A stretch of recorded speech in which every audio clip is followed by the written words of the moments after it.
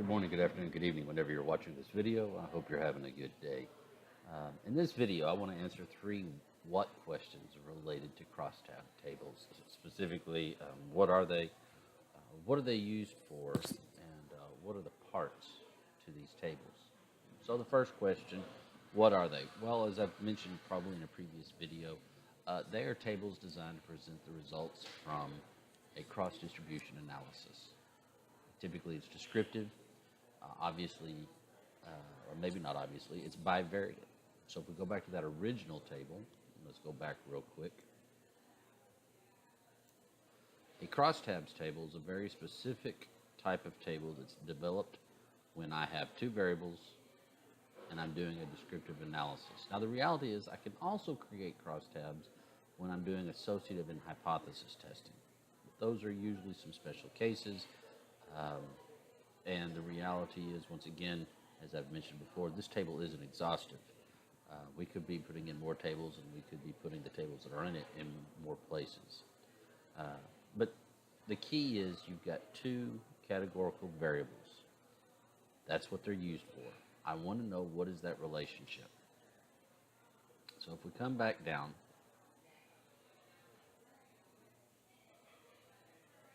too far, Table 5A, we can see that what we're presenting is the results of the cross distribution for gender by ethnicity of 651 cases. We're dealing with count data. That means it's categorical data, and that's all there is to it. When are they not used? Okay, they should not be used when you're dealing with continuous data. Now, some people try that, and to be quite honest, I think it generates more confusion for the reader.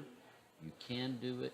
I don't suggest it. Most people in statistics will not suggest it. They will suggest that you only use crosstab with categorical data, otherwise referred to as a contingency table. So what are the parts? Okay, once again, this is where it gets a little tricky. You have rows and columns. Okay, this is what it's made up of. It's made up of rows and columns. And finally, totals. And if you have built this table properly, then everything that is in this row should add up to 245. Everything that is in this row, 284, so on. Columns, same thing. They should all add up to the total.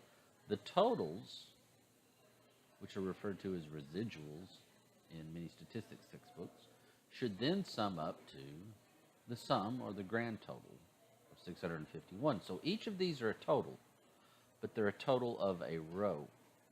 Each of these represent a total, but they represent a total of a column.